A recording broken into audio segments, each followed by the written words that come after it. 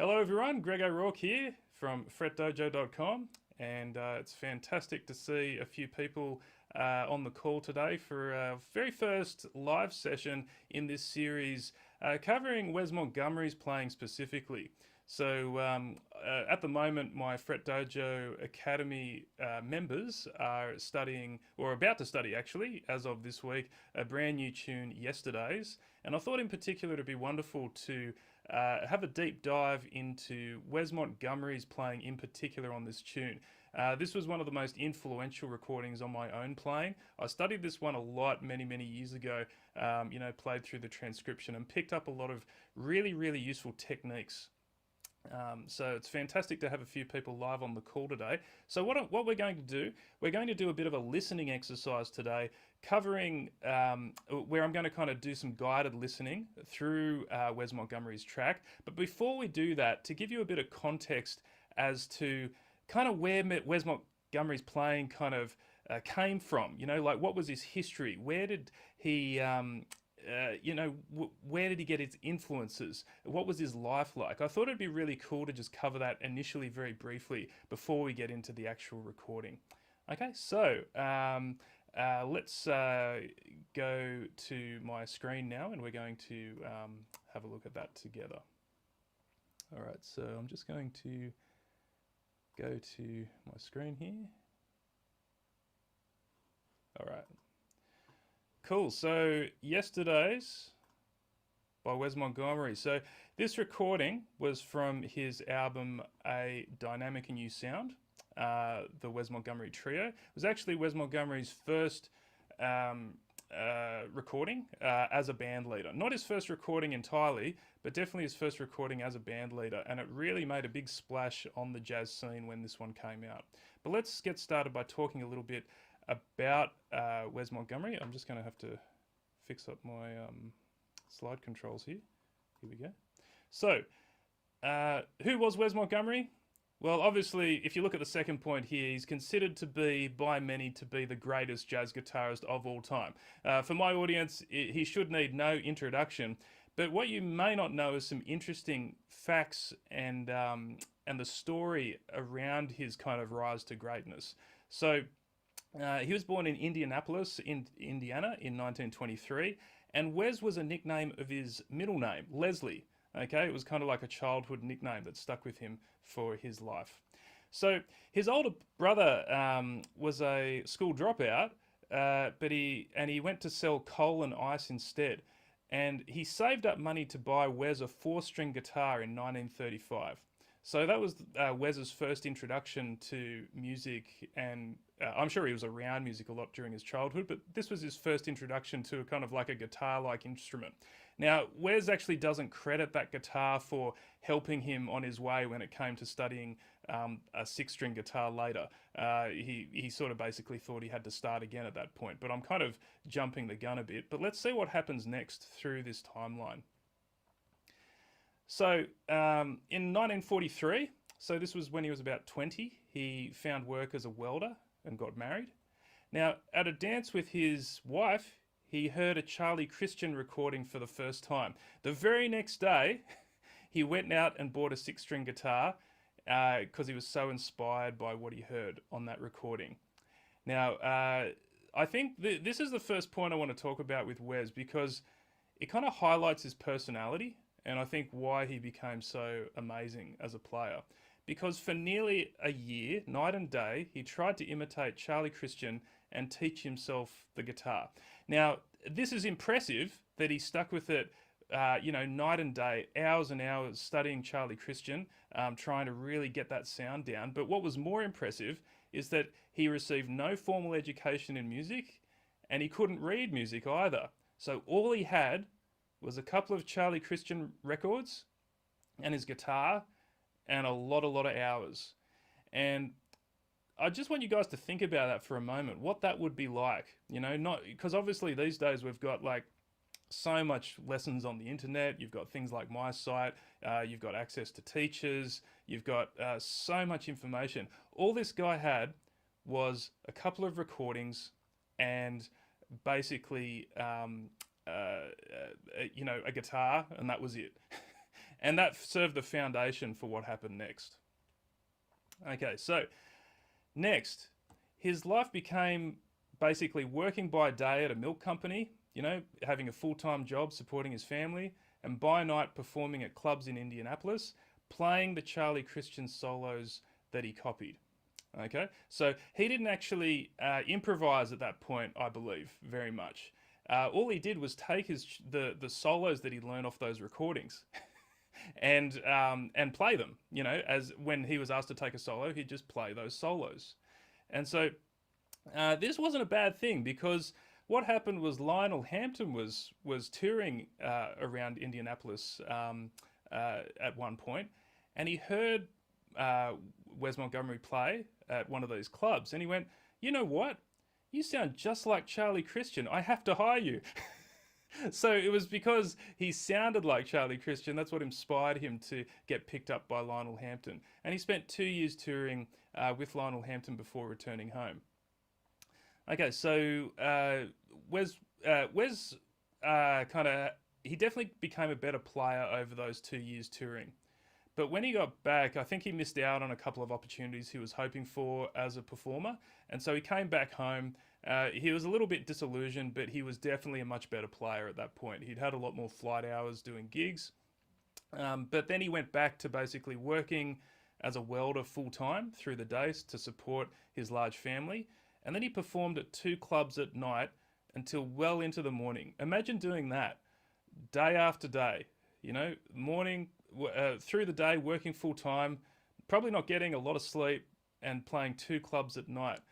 And I think this is what really highlights for me, what inspires me about Wes is his determination.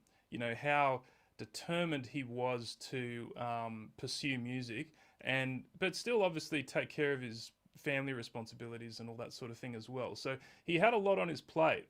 You know, and I think going back to when he was first learning to play those solos with Charlie Christian and just having a guitar and that was it, and just working it out, like, this really shows an incredibly determined personality. And yeah, so that's a real big takeaway I got from this story. So the album that we're going to listen to today, or a track off it, which is A Dynamic New Sound, the Wes Montgomery Trio. This was released in 1959, and it was his first album as a band leader, but that was after 20 years as a musician. So he had 20 years experience before he got the opportunity to be a band leader on an album. And so when you listen to this recording, it feels the playing feels like that. Like, he's a very mature musician. This isn't kind of his first attempt at you know, putting something together. Like, he's really a strong, has a strong sound. He sounds much more modern than the time, actually. It seems like it was recorded in the future, not really in 1959, if you really listen to that recording. And so I just thought that was a really a nice little bit of background to kind of set the scene for what we're listening to today and what we're going to study in this series. Let's get going. So let's now do a bit of guided listening. So for those of you in the FretDojo Academy, I'm going to today publish a page with a bunch of different listening examples that you can get into, and you can actually listen to this all the way through, obviously without any stops and starts. But I thought, because today, what we're going to do is a bit of like guided listening, where I'm going to stop in places and we're going to kind of talk about each section. Okay, so let's do that now. So I'll just move this out of the way and let's have a listen.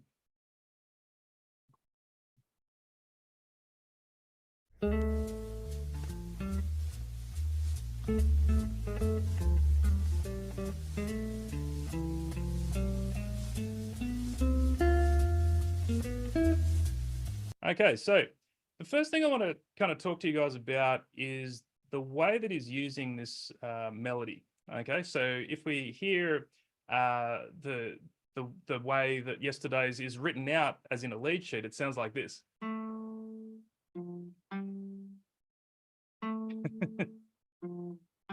You see what I mean? And then we got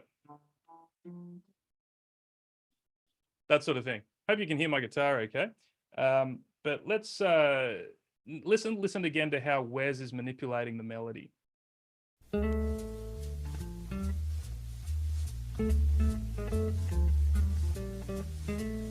Okay, so do you hear how straight away there's a lot of vocabulary even in how he's playing that melody? Like, check it out. So he's going.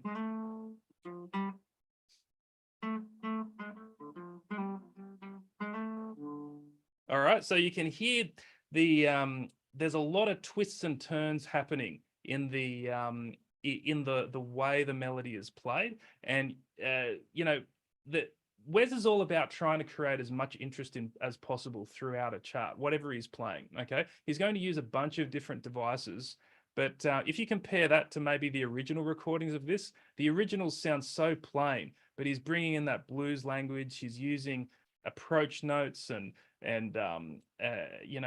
blues tones to really liven up that line. You really got to put a lot of grease in these kind of lines if you're going to make it sing. And this is what Wes is doing in this section here.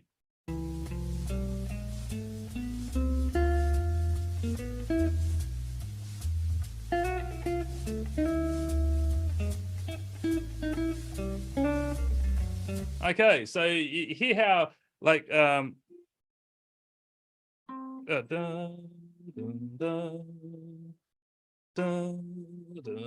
basically what the foundational melody is, but what he's doing is this.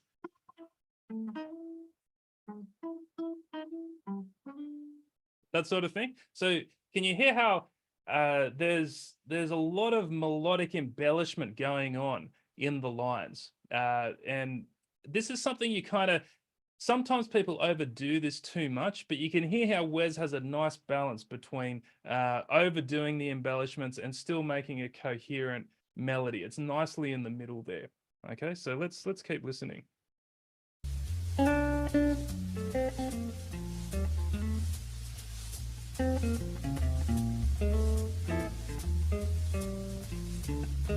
Okay, cool. So I just realized I just had my guitar turned down. I'll get used to this, guys. Just bear with me. Okay, so I've got my guitar turned up now, so you can actually hear what I'm doing. So now we've got the recap of the melody. Now, did you hear how I'll just rewind a little bit here.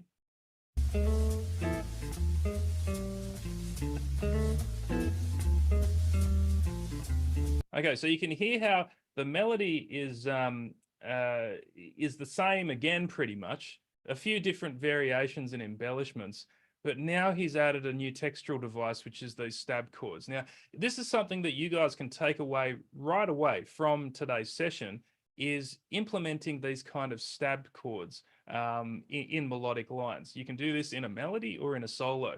So instead of going like, it's like this.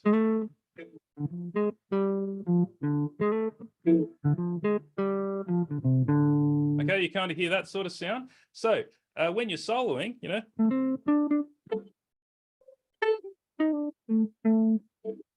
can put chords in between lines and things like that to really brighten up, like to provide a new textural device. So when Wes plays, it's largely about, well, he's got a lot of elements, but a big feature is this kind of textural development that he does in his solos. Okay, so we're going to keep going now, and we'll just go to the next section now. Okay, so leave any comments you have in the chat about what you're listening as we're going through here.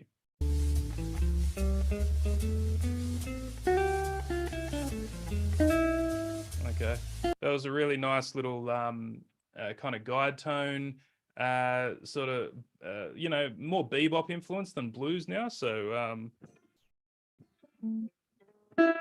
it's that one, I think, there, yeah. In later lessons, we're actually going to cover a lot of I'm going to give you a few sample lines from this solo and phrases where I think actually I'll put together a full play along transcription of this one so that you guys can have a player to play along with for those of you that are in the Fret Dojo Academy, and that way you can. I strongly recommend that you practice this solo if time permits to learn it, or at least a section of it, because you pick up a lot of the nuance of kind of phrasing and style. Okay, let's keep listening.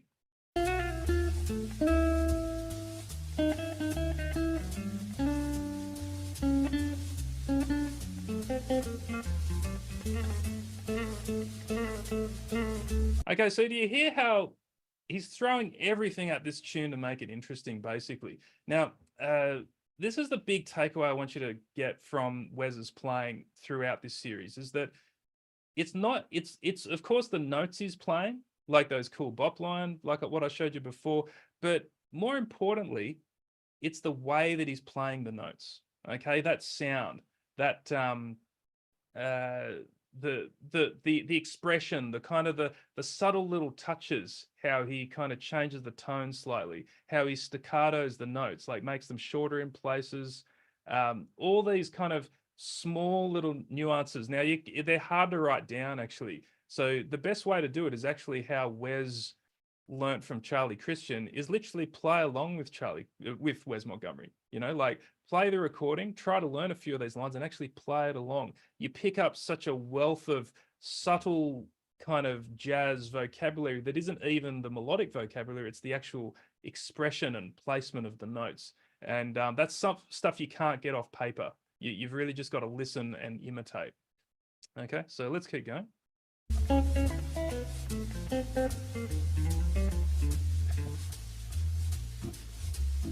Yeah, it was a little bit of an odd line, that one. Can you hear how it's like...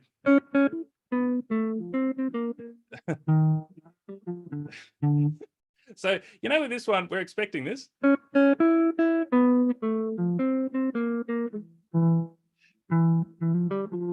So I was expecting this note, but it goes here.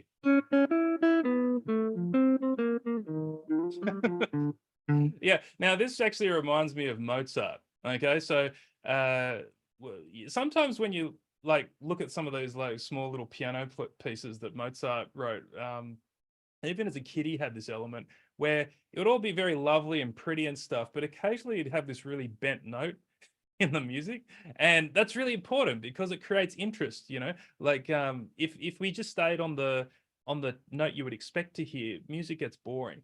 Okay, so you'll hear this like throughout this solo, is that he just starts placing the notes in ways you wouldn't expect, you know, and on the recap he starts to play with it a bit more. So so yeah, that was a nice little cheeky phrase there.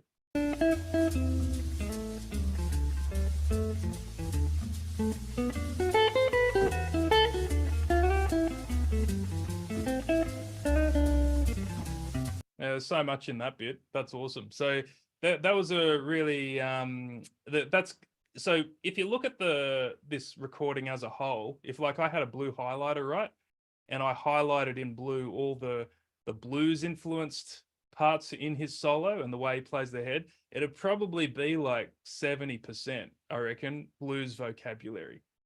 Now, when we get into this section here, this is kind of our first real taste of kind of more bebop influence vocabulary.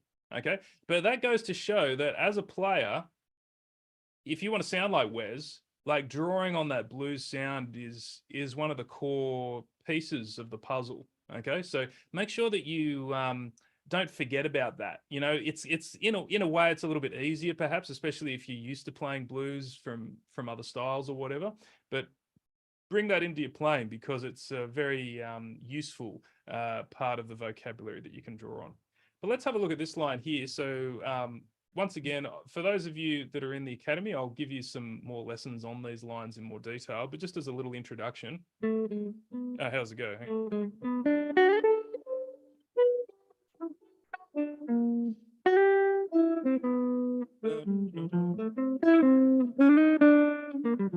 Something like that. Okay, so let's have a look at how this line works. So we're on E7 at the moment. Really interesting line. So can you hear how it's not just playing like an E7 arpeggio or something like this? Like that's like an E9 there, but he's sounding like this. Yeah, so this is another classic device that Wes Montgomery uses a lot. I know I've talked a lot about this in other lessons, but it's a concept that we call seeing one chord and playing another. Okay, and specifically in this case, it's a line built on a lot of triads. So we've got, you can actually see it on the guitar there. I might actually zoom in on my camera I'll give that a go. Just give me a sec so you can see my camera a bit better. No, we'll do that next time. There's been enough complexity today. So if you look closely, I'm holding like a B minor triad. So that's a very strong part of that line. You can see it on the guitar, the way it's fingered as well. Okay, so this part here, we've got a B minor triad over E7. So this is, he's seeing E7 on the chart, or he's hearing it, and then he's playing a B minor chord in its place. Now, what does that do? If I play a B minor triad on E7, I get a B, which is the fifth of E7. I get a D, which is the seventh, and I get an F sharp, which is the 9. Okay, so I know it is like playing an E9, but it sounds different because the kind of the intention on the guitar is different. If you start superimposing different triads and different chords over ones that are on the lead sheet, you start to target these upper extensions like the 9, the 11, the 13. And that's how you get that really nice color tone to your lines in jazz. And Wes uses this all the time over all his recordings. So seeing one chord and playing another. Let's keep going.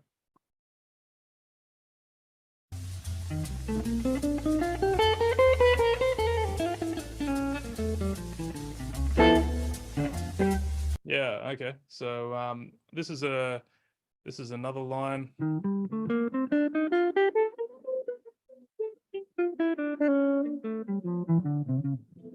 Okay. Now so once again, this is kind of pretty standard vocabulary, but I like how he ends on that that nice stab chord there, and he's going to bring that back in this next section. Let's have a listen.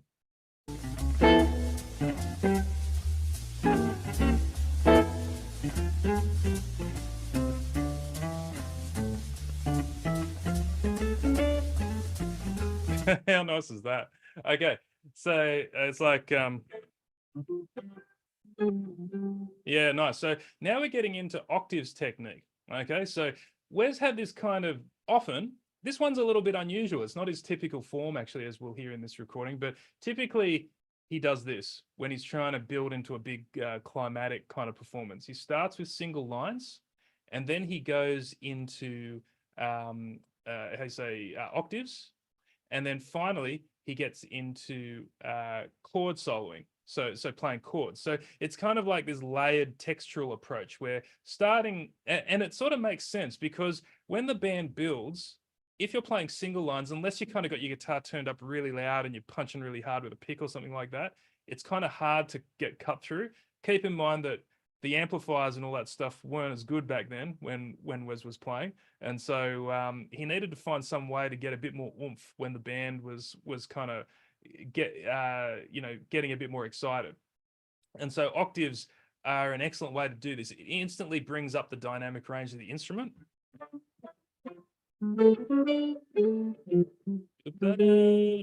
Yeah, that sort of thing. Okay, so when you play these, like Wes always used his thumb when he played. Okay, now you can do that, and it does sound good, but keep in mind that Wes was a little bit unusual with his thumb, right? He had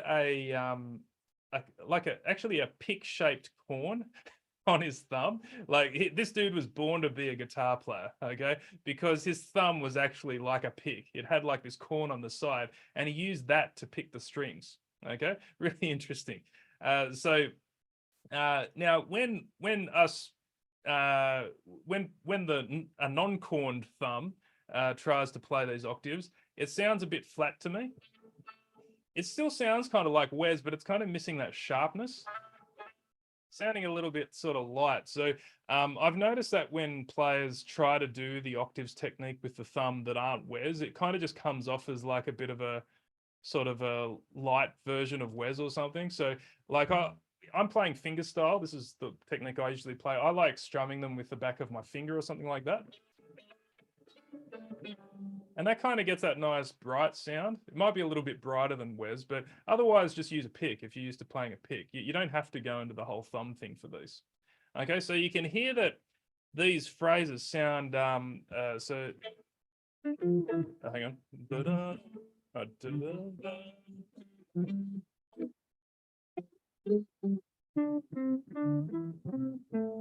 Okay, you can hear that. So these really punchy kind of blues lines, right? Now, if you play these as single lines,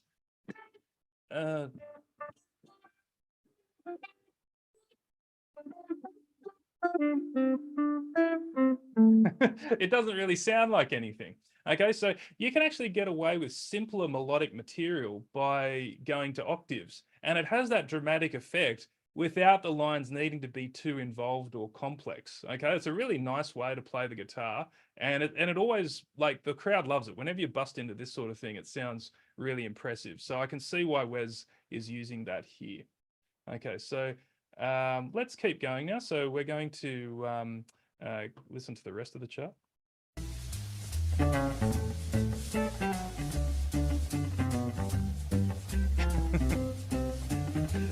Okay, let's play da, da, da.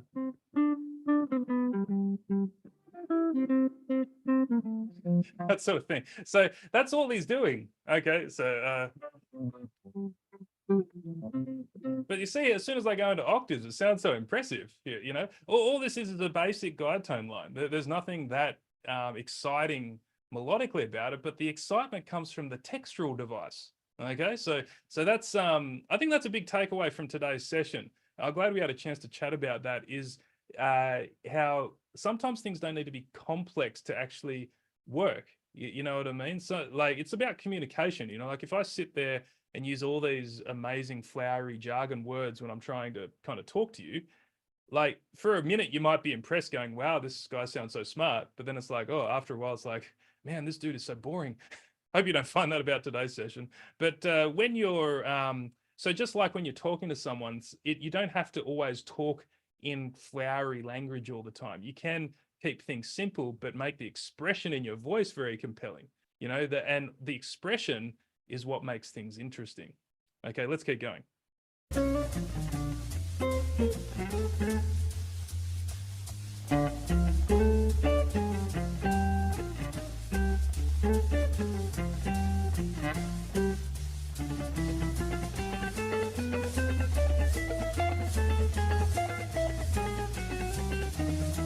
Okay, this is an interesting bit. I want you to listen to this again because it's kind of like a variation on what we just heard. You know, we were hearing that basic that sort of thing, but now he's just put a different kind of rhythm. It's a similar idea. It's just a different rhythm pattern. Let's backtrack a bit.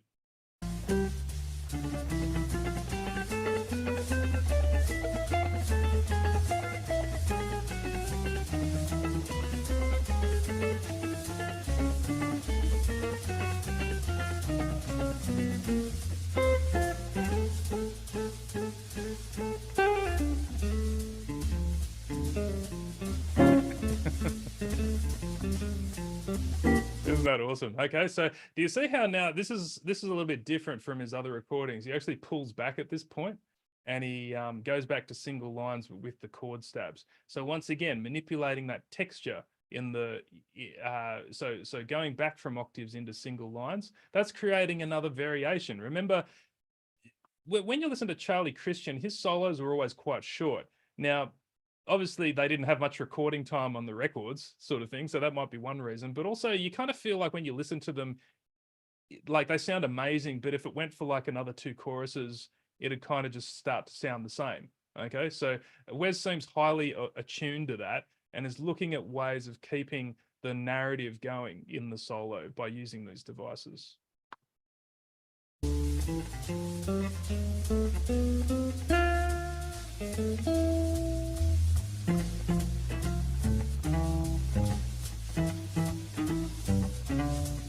So at the moment, we're actually hearing a recap of the head again. He's just implementing a few of these different ideas and octaves in places and things like that. So you can hear the chart starting to wrap up.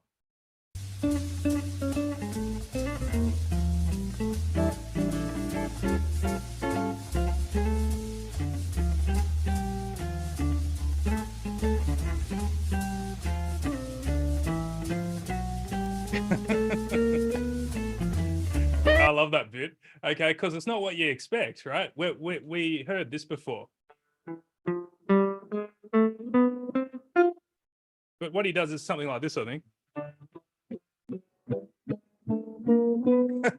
So you see how it's the same idea, but he's kind of just put a quirk in it to kind of, again, like stop it from being monotonous. And this is really important. If you come back and play ahead like this is an idea that you can take away. Is there some sort of thing you could play similar to what you played before, but just different in a couple of ways? And just putting that, like, all he's done is put a few different chromatic notes in there and ended up in a different place. The general contour is the same, but he's used a variation for interest there. So yeah, this guy was an amazing musician. I think he does have credit as the greatest jazz guitarist of all time because nothing sounds formulaic. He's always kind of experimenting.